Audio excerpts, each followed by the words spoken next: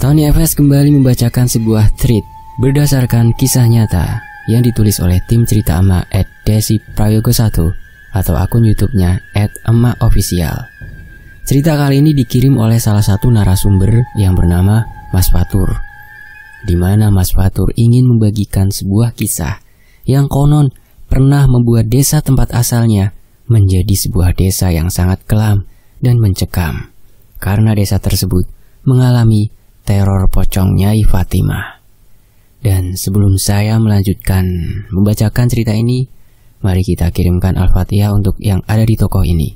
Summa ila ruhi Nyai Fatimah. A'udzubillahi minasyaitonirrajim. Bismillahirrahmanirrahim. Alhamdulillahirabbil alamin arrahmanirrahim maliki yaumiddin. Iyyaka na'budu wa iyyaka nasta'in. Ihdinas siratal mustaqim siratal ladzina an'amta 'alaihim ghairil maghdubi 'alaihim waladdallin. Rabbighfirli wa li walidayya amin. Dan ini dia selengkapnya. Cerita ini memiliki background tahun 1941, tepatnya 80 tahun yang lalu. Di desa tersebut ada sebuah tragedi pembunuhan seorang penari ronggeng. Konon katanya, penari ini dibunuh demi menutupi sebuah aib. Banyak versi yang menjadi dasar cerita ini berkembang luas di kalangan masyarakat. Tapi bagaimanapun versinya, kisah pembunuhan penari ronggeng Fatimah sangat melegenda. Karena konon semasa hidupnya, Fatimah juga merupakan seorang gunde. Sebelum kita masuk ke latar belakang sosok Fatimah, di sini aku ingin menegaskan bahwa akan ada beberapa nama yang akan kita samarkan. Begitu juga dengan asal dari cerita ini sendiri, karena kita tidak bertanggung jawab masalah kredibilitas cerita tersebut. Karena sewaktu kita search di Google, tidak ada satupun blog atau artikel yang membahas tentang ini. Akan tetapi kita sudah mengkonfirmasi dari beberapa pihak terkait yang berhasil kita hubungi, termasuk narasumber, menyatakan bahwa kisah kelam ini sampai sekarang menjadi mitos atau legenda yang sudah berkembang turun-temurun di wilayah tersebut. Kisahnya tidak pernah naik ke permukaan media karena sudah tidak ada lagi orang yang berani membahas cerita ini, apalagi menyebut namanya. Apabila nanti cerita ini sudah berakhir dan jika masih ada yang bertanya, kita tidak akan mengulang pernyataan yang sama untuk kedua kalinya, masalah tempat dan lain-lain. Tolong hargai privasi narasumber ya, dan juga cerita yang telah dibagikan ini.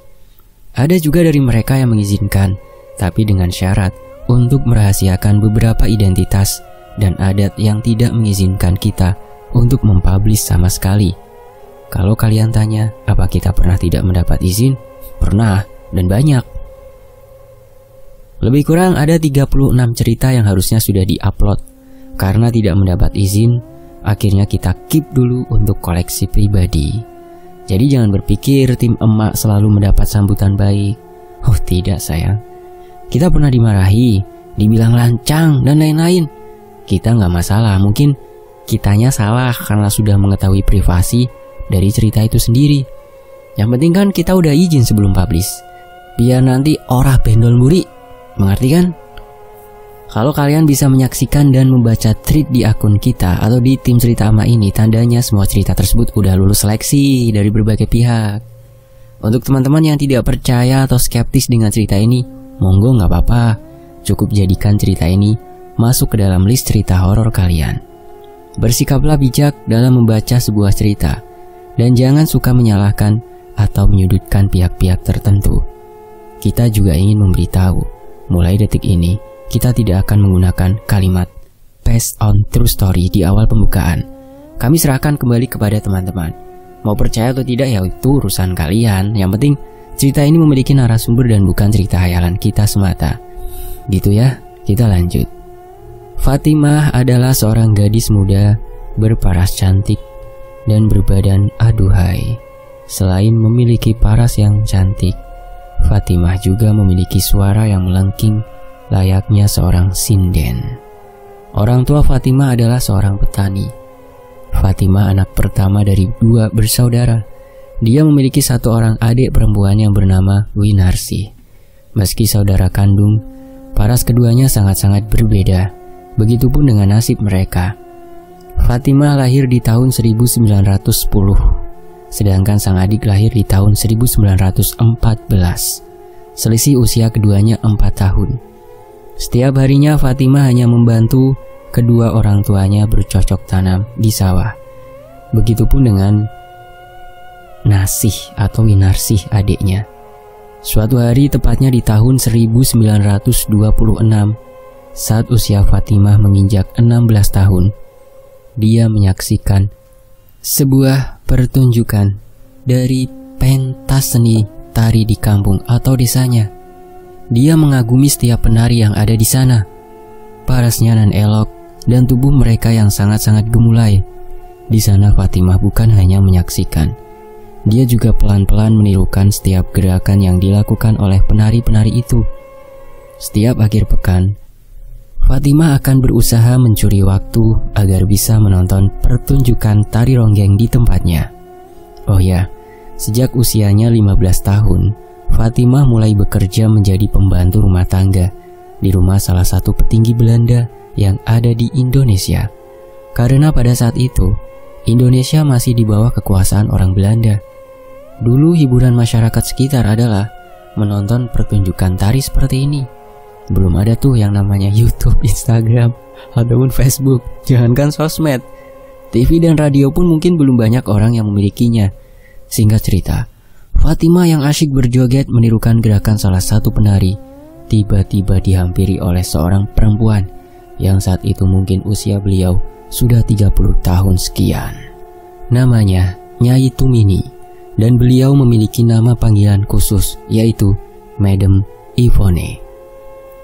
Beliau bisa dikatakan salah satu pemilik sanggar tari ronggeng di sekitar sana. Biasanya yang memanggil dengan nama Madam Ivone adalah orang-orang Belanda yang menyewa jasa-jasa gunde kepadanya.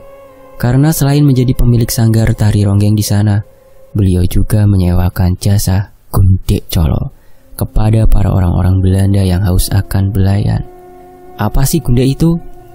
Gunde adalah seorang wanita yang rela menjadikan dirinya sebagai istri simpanan atau selir orang-orang berkulit putih. Selain menjadi istri simpanan, para gunde-gunde pada zamannya juga bertugas mengatur dan mengurus rumah milik tuannya. Ini bukan pelacur ya teman-teman ya, mungkin lebih mirip seperti istri kedua. Dan seorang gunde atau nyai tidak mendapatkan hak penuh atas kekayaan orang yang menikahinya, dan juga tidak memiliki hak penuh atas anak yang nantinya ada di antara pernikahan keduanya. Kadang ada juga seorang gunde yang diperlakukan dengan istimewa selayaknya istri sah. Salah satu contohnya yaitu Nyai Dasimah. Pasti kalian gak asing kan dengan nama beliau?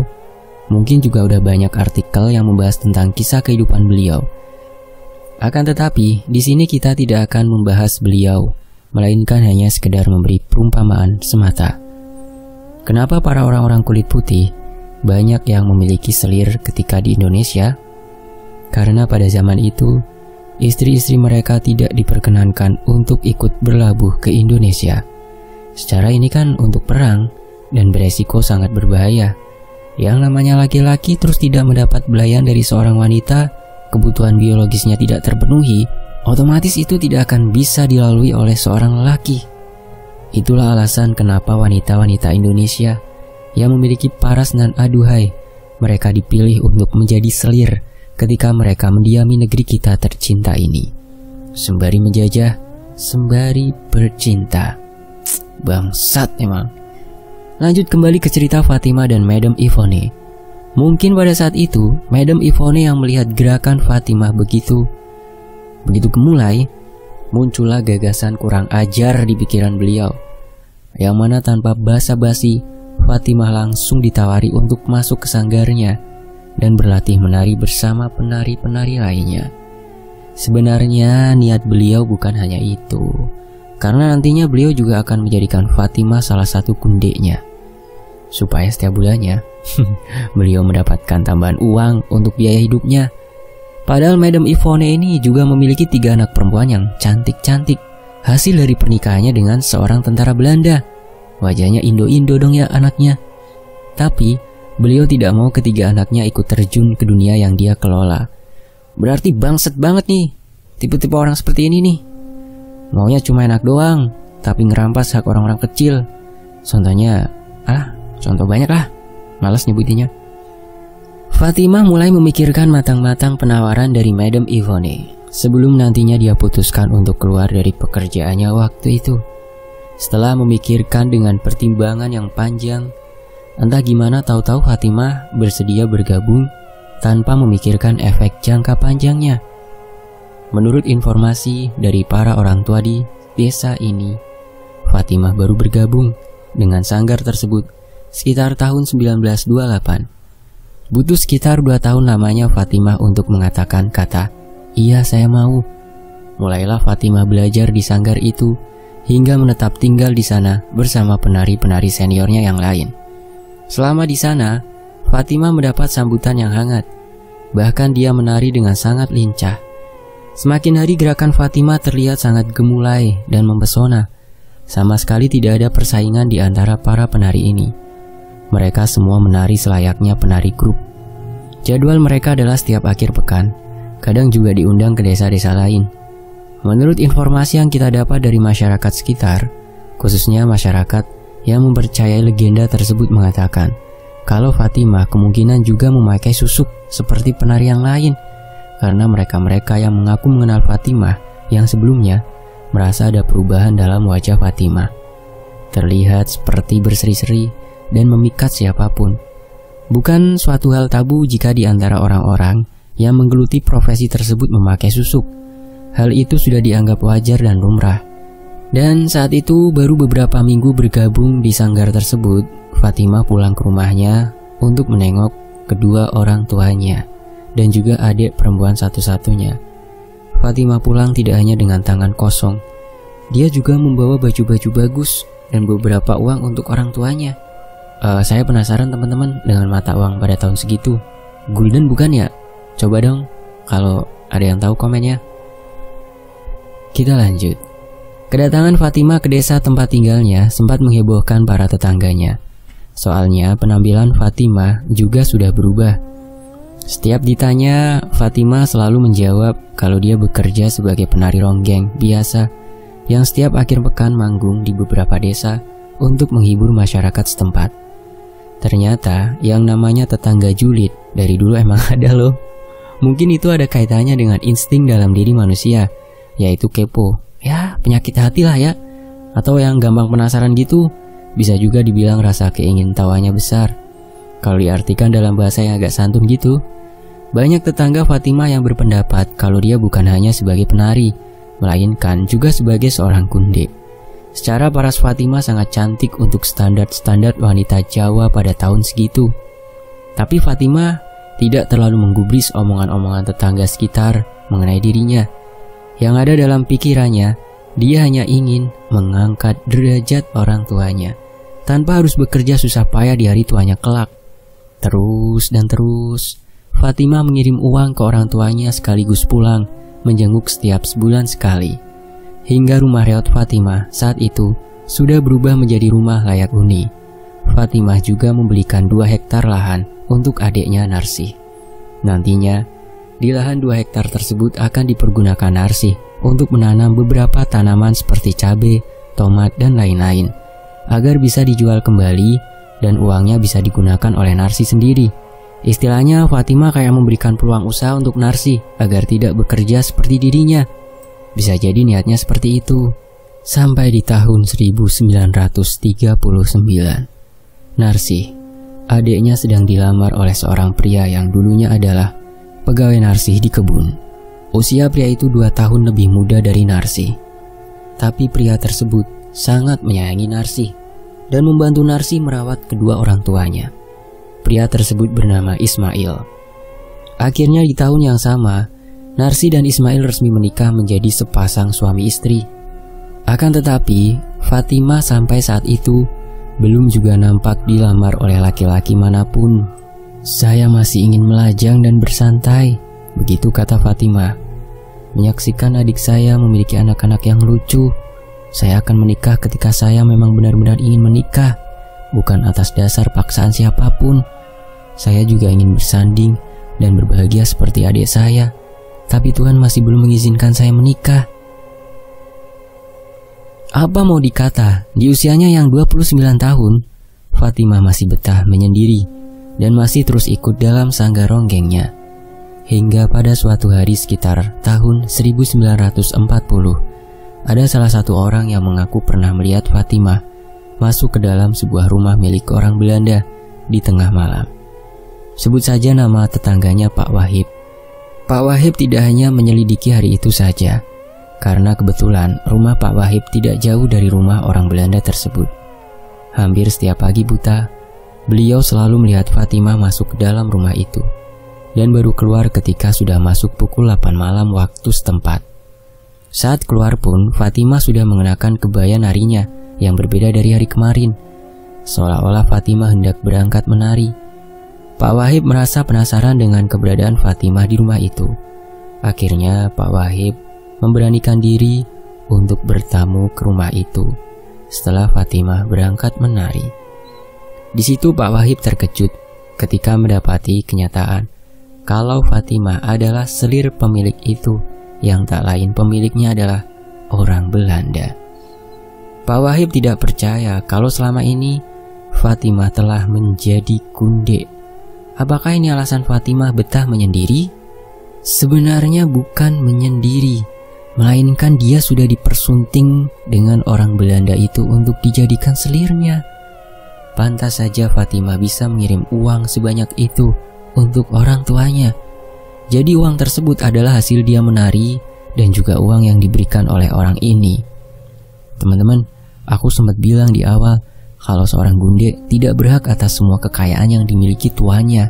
Itu artinya, jika mereka berpisah atau ditinggalkan, gundenya tidak bisa menuntut harta gono gini.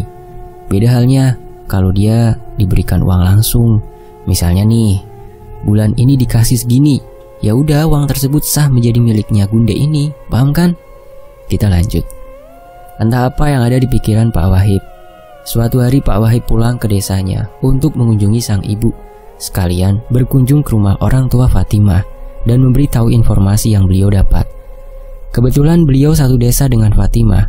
Benar saja, ketika beliau sampai di desa, beliau langsung mengunjungi rumah Fatimah dan memberitahu semuanya. Kedua orang tua Fatimah dan adiknya menjadi syok tidak percaya. Mereka semua seakan kecewa dengan perbuatan Fatimah selama ini di belakang mereka. Ternyata, sejak usianya 20 tahun, Fatimah sudah menjadi selir orang Belanda tersebut. Dan dikala usianya 23 tahun, dia memiliki satu anak laki-laki yang diberi nama Anthony Williams. Kebetulan banget nama depannya sama dengan saya. Pada saat usia Fatimah sudah 30 tahun, sang anak masih berusia 6,5 tahun. Berita itu tidak hanya terdengar di telinga keluarga Fatimah, melainkan juga terdengar di telinga semua tetangganya. Gunjingan demi gunjingan terus diterima keluarga Fatimah. Padahal di antara orang-orang yang menggunjing ini juga ada beberapa yang menjadi kunde orang-orang berkulit putih pada zaman itu. Benar-benar sangat ironis sekali. Lalu beberapa minggu kemudian, tepatnya di akhir bulan, seperti biasa, Fatimah pulang untuk memberikan sejumlah uang kepada keluarganya. Tapi pada saat itu, kedatangan Fatimah tidak disambut baik perkara berita yang diberikan oleh Pak Wahib. Fatimah terkejut dan tidak menyangka jika salah satu tetangganya ada yang berhasil menguak rahasianya. Meskipun dia mencoba menutup serapat mungkin, toh pada akhirnya keluarga Fatimah mengetahui segalanya. Fatimah melihat kedua orang tuanya marah dan kecewa. Dia juga mendengar Narsih menangis histeris seakan tidak percaya dengan apa yang telah diperbuat Fatimah, kakaknya. Seakan Fatimah yang dikenal sebagai anak gadis yang polos dan periang, kini di mata semua orang, Fatimah justru dianggap selayaknya seorang pelacur murahan. Fatimah juga tidak mau sebenarnya hidup seperti ini. Dia terlanjur dan terjebak di bawah tekanan Madam Yvonne. Andai dia tahu akhirnya seperti ini, dia juga tidak ingin rasanya waktu itu menerima bujuk rayu manis Madam Yvonne. Di sisi lain, dia juga sudah terlanjur jatuh cinta dengan orang Belanda ini dan memiliki seorang anak yang sangat tampan berwajah khas bule. Fatimah ternyata pernah tidak pulang selama 7 bulan lamanya. dan setiap bulannya Madam Yvonne yang mengirimkan uang untuk orang tua Fatimah.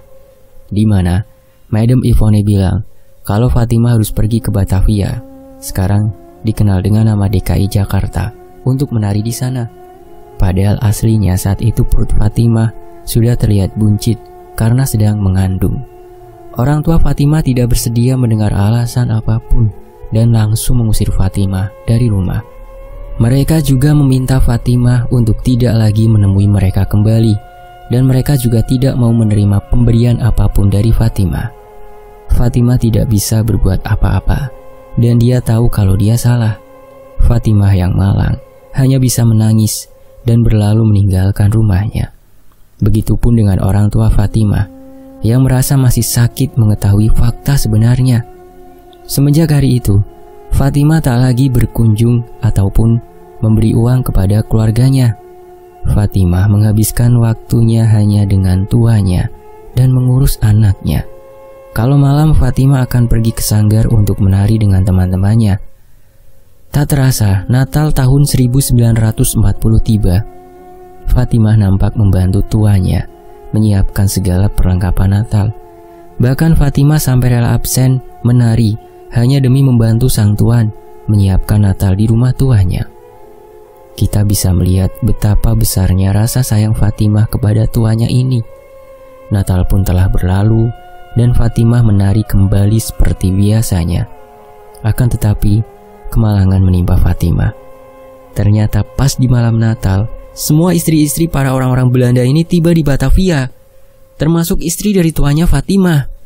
Fatimah yang tidak tahu apa-apa akhirnya menjadi korban. Kenapa bisa gitu? Soalnya sang tuan takut ketika istrinya tahu kalau selama dia di Indonesia ternyata memiliki selir atau kunde. Karena sang tuan tidak ingin melepaskan istrinya. Secara istrinya adalah seorang berketurunan bangsawan. Jelas tuanya lebih memilih sang istri sah ketimbang Fatimah. Kejadian naas pun menimpa Fatimah. Tepatnya di hari Selasa, tanggal 31 Desember tahun 1940. Fatimah dan sanggar seni Madam Yvonne mendapat undangan di salah satu desa yang tak jauh dari desa atau kampung tempat sanggar Madam Yvonne. Mereka dijadwalkan mengisi acara pada jam 9 malam waktu setempat. Dari sore mereka prepare semuanya, mulai make up sampai lagu-lagu yang hendak dinyanyikan para sinden untuk mengiringi penari. Setelah dirasa siap semua, pada jam 6 malam mulailah mereka berangkat ke lokasi dengan menaiki andong. Mereka semua tiba 1 jam sebelum acara berlangsung, sehingga memungkinkan mereka untuk siap-siap. Ketika semua kru merapikan alat-alat musik di tengah-tengah lapangan bola yang terbuka dan hanya diterangi cahaya obor di beberapa titik, Madam Yvonne mulai memandu semua anak-anaknya termasuk Fatimah. Pada saat semua orang beramai-ramai memadati lapangan tersebut, barulah pemain musik memainkan sebuah lagu dan diiringi suara merdu dari 3 sinden yang membawakan lagunya. Satu persatu penari ronggeng mulai masuk dan memeriahkan acara malam itu. Semuanya happy dan ada sebagian orang yang mabok-mabokan, bahkan hampir membuat suasana ricuh. Acara tersebut sempat diberhentikan beberapa waktu untuk istirahat dan dilanjutkan kembali saat hampir mendekati tengah malam. Suasana kembali meriah dan semua orang menari di sana. Para pemuda-pemudi berjoget dengan riangnya. Lalu semua orang disuruh untuk tertib karena sebentar lagi mereka akan menyaksikan tarian khusus yang sengaja dipersembahkan oleh Fatimah untuk masyarakat di sana dan para tentara-tentara Indonesia. Fatimah ini seperti maskotnya dan warga sewa Fatimah lah yang paling mahal. Sengaja dipersembahkan terakhir sekaligus menjadi penutup acara malam itu. Sebenarnya Fatimah sudah bilang ke Madam Yvonne kalau malam itu dia sedang tidak enak badan. Dia seperti sedang tidak mood menari malam itu. Tapi Madam Yvonne seperti asyik memaksa Fatimah untuk menari karena katanya orang-orang itu sudah membayar Fatimah mahal. Mau tidak mau Fatimah pun menari seperti biasa. Entah kenapa malam itu matanya seperti sedang mengamati sekitar. Firasat tidak baik sedang memenuhi pikiran dan hatinya saat itu. Sayangnya, Tidak ada satu orang pun yang memahami kegelisahan yang dialami Fatimah. Semua orang asyik memaksa Fatimah menari. Alat musik mulai dimainkan. Lantunan musiknya seolah memberi pertanda kepada Fatimah agar segera menari. Pas di tengah malam, untuk terakhir kalinya orang-orang bisa menikmati tarian Fatimah. Karena pada waktu tarian itu hendak selesai, dibawakan oleh Fatimah, tiba-tiba terdengar suara senapan. Dan suara itu terdengar 2 kali. Sedangkan secara bersamaan, Fatimah jatuh tersungkur sebelum dia selesai membawakan tariannya. Warga mulai berhamburan meninggalkan tempat itu. Dan ada beberapa orang yang mengaku melihat seorang berkulit putih, berbadan tinggi, tegap berlari menjauh dari tempat tersebut sambil membawa senapan panjang. Dari situ banyak spekulasi yang mengatakan pembunuh yang membunuh Fatimah malam itu tak lain dan tak bukan adalah tuanya Fatimah sendiri. Motifnya sudah jelas, yaitu untuk menutupi hubungan gelapnya bersama Fatimah. Meski semuanya mengarah kepada tuanya Fatimah, tapi sama sekali tidak ada hukum yang menjerat orang itu dengan alasan tidak adanya bukti. Sang tuan juga mengelak di depan istri sahnya yang datang ke Indonesia kalau Fatimah bukanlah selirnya. Bahkan dia tega tidak menganggap Anthony adalah anaknya. Tetapi sang istri yang belum dikaruniai anak memutuskan untuk mengasuh Anthony selayaknya anak kandungnya sendiri.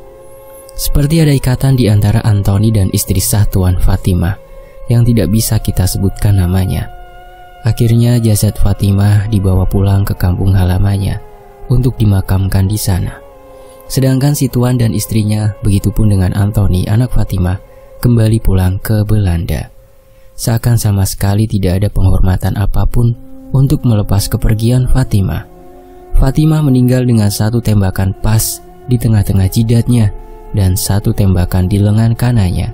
Sampai detik ini tidak terungkap siapa pembunuh Fatimah sebenarnya. Selama ini warga hanyalah menduga-duga. Kepulangan jasad Fatimah disambut tangisan duka dari keluarga dan para kerabat.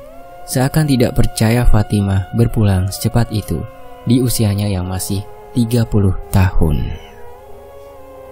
Tepat di malam tahun baru 1941, Fatimah menghembuskan nafas karena suatu insiden pembunuhan yang tidak pernah terungkap. Kalau sekarang kita bisa menikmati tahun baru dengan masak-masak bersama keluarga atau menyalakan api unggun bersama teman-teman, tapi di tahun itu, di desa tempat Fatimah menjadi sangat-sangat kelam dan mencekam atas berita kematian Fatimah yang mendadak. Semenjak itu juga warga tidak lagi melihat Tuan Fatimah. Bahkan rumah yang dulu pernah ditempati Fatimah sudah dibeli oleh masyarakat pribumi kalangan ningrat. Rumah itu masih ada sampai sekarang. Cuma sudah dibangun mewah, bahkan dijadikan rumah tinggal oleh sang pemilik baru. Kemungkinan di rumah itu juga terdapat kejadian-kejadian misterius yang ada hubungannya dengan kematian Fatimah.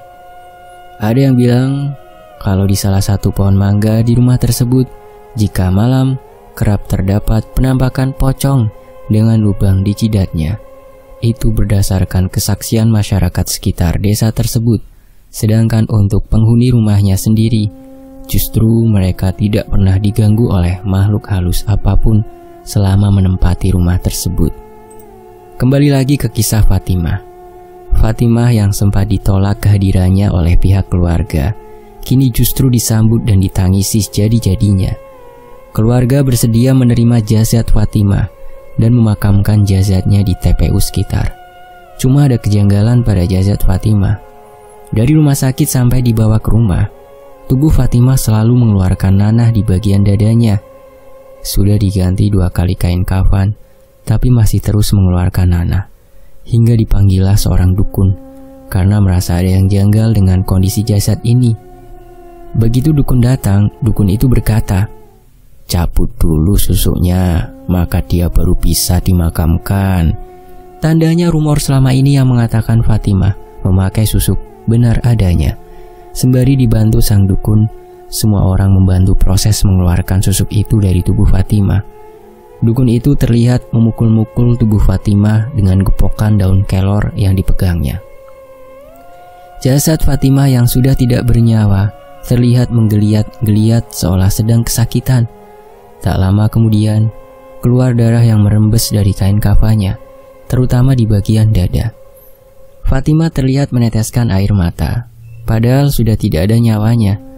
Akhirnya keluarga mengganti kain kafan Fatimah dengan yang baru, dan 4 susuk yang berhasil dikeluarkan dari tubuh Fatimah dihancurkan oleh dukun itu. Lalu jenazah Fatimah dimakamkan dengan selayaknya.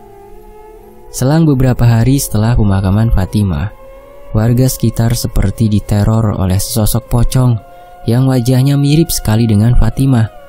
Pocong itu tidak bersuara apa-apa dan hanya tiba-tiba muncul di tengah-tengah rimbunan pohon di pekarangan depan masing-masing rumah warga. Fatimah muncul dengan balutan kain kafan yang lusuh. Wajahnya pucat dan jidatnya berlubang. Meski pocong Fatimah tidak berbuat apa-apa, tapi yang namanya manusia biasa tetap takut ketika berhadapan dengan sosok pocong. Tidak ada yang tahu kenapa pocong yang menyerupai wujud Fatimah sering nampak berkeliaran di sekitar rumah warga. Karena hal itu tidak pernah terjadi sebelumnya di daerah sana. Sampai ada satu warga yang mengaku didatangi sosok pocong Fatimah, di mana warga ini awalnya mendengar tangisan perempuan dari luar rumahnya. Bapak-bapak ini kaget. Soalnya ini sudah tengah malam. Anak gadis siapa yang belum tidur jam segini? Dulu listrik di kampung ini belum ada dan penerangan sekitar hanya mengandalkan obor minyak. Bapak ini memberanikan diri keluar rumah untuk melihat itu suara siapa. Samar-samar bapak ini melihat ada sesosok pocong berdiri di samping pohon pisang depan rumahnya. Waktu bapak ini mengamati, beliau melihat dengan jelas itu pocong Fatimah. Pocong itu hanya terus menangis di pojokan pohon pisang itu. Bapak ini memberanikan dirinya untuk bertanya, "Mau apa nangis di situ? Apa keluarga saya ada salah sama kamu?" Tapi pocong ini tetap terus dan tidak menjawab sama sekali. Mungkin bapak ini kesel karena pertanyaannya tidak dijawab. Bapak ini berniat masuk kembali ke rumahnya. Begitu beliau hendak melangkah masuk, pocong Fatimah berujar, "Pak, tolong lepaskan tali pocong saya." Bapak ini yang awalnya berani tiba-tiba menciut nyalinya dan memutar kepala untuk melihat ke arah pocong tadi. Ternyata pocong Fatimah kini sudah berdiri tepat di belakangnya dengan wajah yang pucat dan juga ada lubang di jidatnya. A'udzubikalimatillahit tammati min syarri ma khalaq. Bapak ini langsung lari masuk ke dalam kamarnya sampai tidak sempat menutup pintu rumahnya. Sedangkan dari dalam kamar bapak ini masih terdengar suara pocong Fatimah yang menangis, seolah-olah pocong itu sedang meloncat-loncat di dalam rumahnya. Ya Allah, merinding saya bacainya nih. Bismillah, lanjut. Tidak ada satu orang pun yang mempercayai cerita atau pengalaman pribadi bapak ini. Hingga satu persatu warga di sana rumahnya mulai didatangi sosok pocong Fatimah. Barulah rumor tersebut beredar luas dan banyak warga yang meyakini kematian Fatimah masih belum usai perkaranya. Sampai arwahnya menjadi gentayangan. Teror selanjutnya dialami oleh Mbak Mustika, bule dari Mas Fatur. Kalau bahasa Indonesianya adalah tante. Waktu itu, bule Mas Fatur masih duduk di bangku SMP kelas 2. Hari itu berbarengan dengan puasa. Tante atau bule Mas Fatur seperti biasa sholat tarawih di masjid dekat rumahnya. Begitu pulang dari tarawih, ternyata beliau sudah ditinggal pulang duluan sama teman-temannya. Alhasil, beliau pulang sendiri dan waktu itu masih belum ada listrik. Listrik masuk desa ini sekitar tahun 1990-an. Ayo, siapa yang baru lahir? Selama itu kalau malam warga sekitar mengandalkan obor atau lampu minyak. Bule Mas Fatur pulang ke rumah seorang diri sambil menenteng obor di tangannya. Lah, waktu itu bule Mas Fatur pulang masih menggunakan mukenahnya. Mukenahnya itu model yang terusan, paham kan? Pas di pertigaan jalan, bule Mas Fatur ini bertemu dengan salah satu teman cowoknya. Niat hati mau marah karena ditinggal, tapi temennya malah ketakutan melihatnya. Malah mengatai bule Mas Fatur pocong. Ya emang sekilas terlihat seperti pocong, apalagi pencahayaan hanya mengandalkan obor. Lantas bule Mas Fatur mikir, kan wajahnya pasti masih terlihat jelas, masa dikira hantu? Bule Mas Fatur pun berpikir kalau temannya ini hanya bercanda agar tidak kena omel beliau. Tetapi semakin lama tengkuk belakang leher bule Mas Fatur ini merinding dan dingin sekali. Untuk menoleh beliau itu rasanya berat sekali, seperti enggan menoleh ke belakang. Tidak berselang lama tiba-tiba terdengar suara tangisan perempuan tepat di belakangnya. Kakinya seperti berat sekali digerakkan untuk melangkah.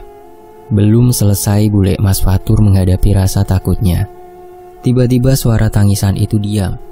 Lalu ada suara perempuan yang berbicara seperti ini. "Tolong lepaskan tali pocong saya." Beliau langsung syok dan tidak bisa bicara.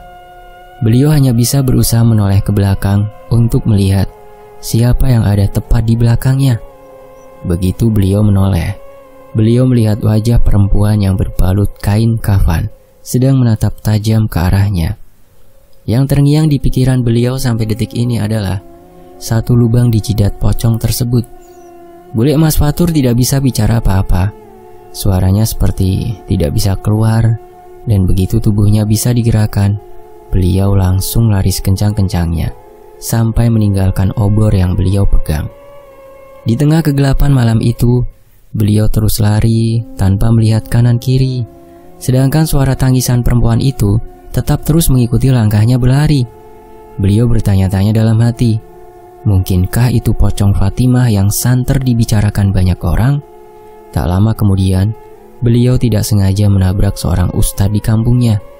Di situ beliau menangis sangat kencang dan menceritakan semuanya. Akhirnya bule Mas Fatur diantar pulang oleh ustadz tersebut sampai ke rumahnya. Ramai tuh cerita seputar pocong Fatimah. Sampai setiap selesai sholat isya dan tarawih, warga menggelar tahlilan di masjid yang dikhususkan untuk mendoakan arwah pocong Fatimah. Banyak warga yang percaya kalau itu memang arwah Fatimah yang masih belum tenang. Kejadian bule Mas Fatur itu sudah sekitaran tahun 1956. Berarti saat itu sudah 15 tahun lamanya semenjak kematian Fatimah. Arwahnya masih belum tenang di alamnya. Warga berniat ingin membahas perihal ini bersama keluarga Fatimah. Tapi pada waktu itu yang tersisa hanya tinggal adiknya. Karena 6 tahun setelah kematian Fatimah, sang ayah meninggal dunia karena sakit, dan 2 tahun setelahnya disusul sang ibu. Jadi warga mulai meminta pendapat kepada Bu Narsih. Kenapa arwah Fatimah masih gentayangan? Bu Narsih juga tidak bisa menjawab apa-apa, karena susuknya Fatimah juga sudah dikeluarkan.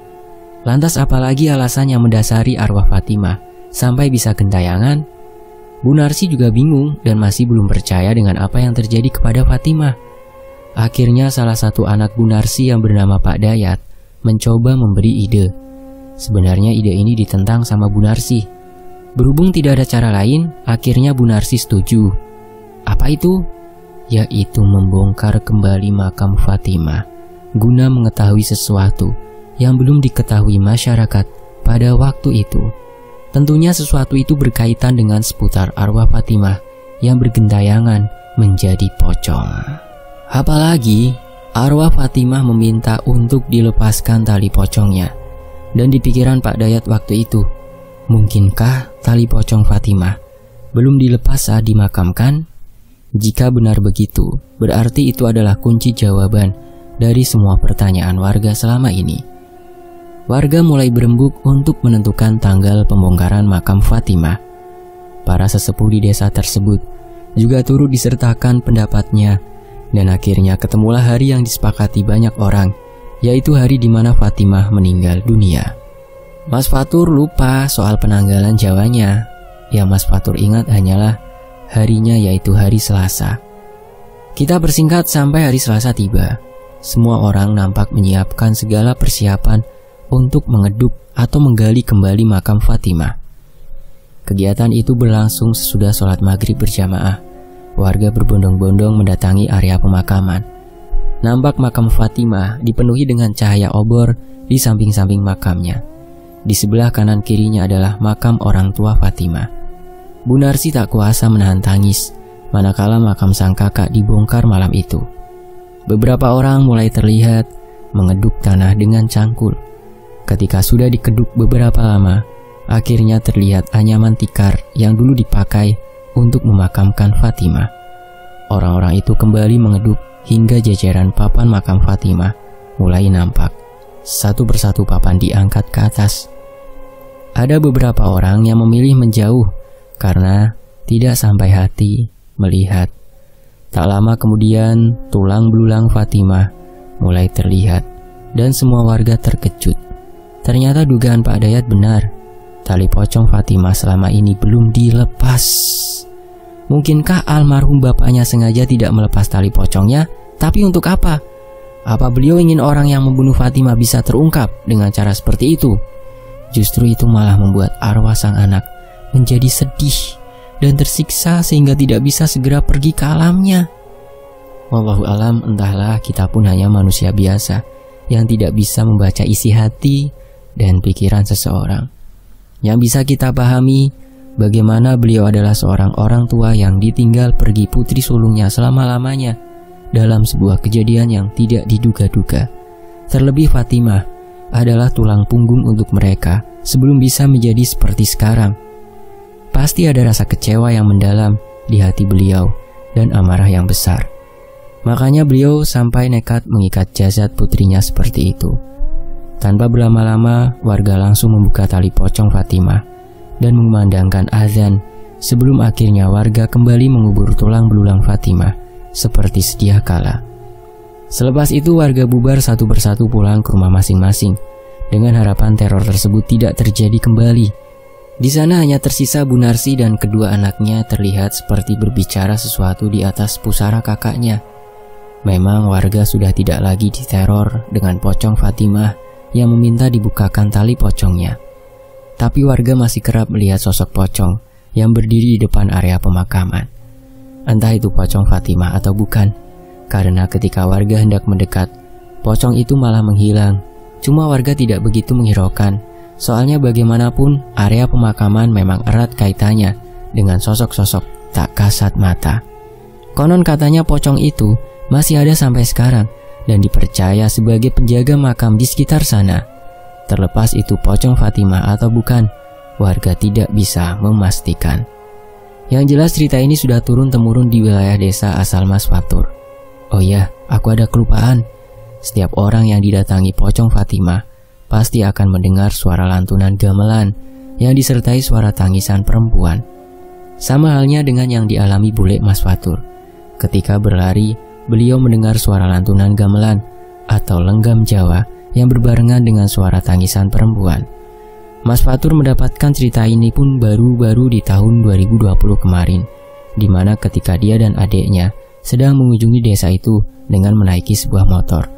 Lalu tak sengaja melintas di depan kuburan desa dan melihat sosok pocong, tapi hanya dalam bentuk tembus pandang. Saat Mas Fatur mematikan mesin motornya, justru pocong itu menghilang dan Mas Fatur kembali melanjutkan perjalanannya. Kebetulan akses masuk desa ini harus melewati area pemakaman dan seberangnya balai desa yang dikosongkan sampai sekarang gara-gara hantu pocong itu. Jadi sudah tidak ada lagi warga yang mau berjaga atau ronda di balai desa tersebut. Pada saat tiba di rumah sang nenek, baru Mas Fatur mendapatkan cerita ini dan baru meyakini kisah itu nyata adanya. Sebenarnya Mas Fatur sudah tahu lama, cuma dia menganggap kalau itu semua hanya sebatas mitos belaka. Karena setelahnya, Mas Fatur melanjutkan studinya di Jakarta.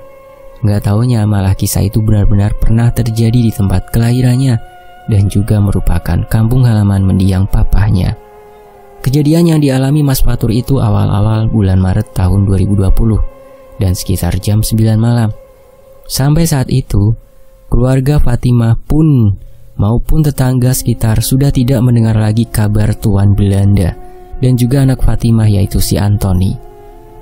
80 tahun sudah kisah itu hanya menjadi sebuah legenda di desa tersebut sebelum akhirnya Mas Fatur menceritakan hal itu kepada tim cerita emak.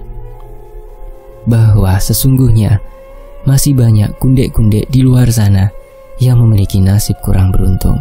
Salah satunya adalah Fatimah.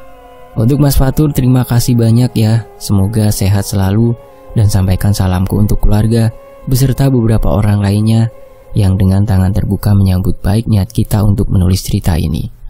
Sekali lagi terima kasih ya. Semoga Allah yang membalas kebaikan kalian semua. Amin. Terima kasih ya untuk teman-teman juga yang sudah menyimak kisah ini di Tony FS. Saya pamit. Wassalamualaikum warahmatullahi wabarakatuh. Sampai jumpa di kisah lainnya. Tetap di Tony FS. Wassalamualaikum warahmatullahi wabarakatuh. Alhamdulillahirabbil alamin.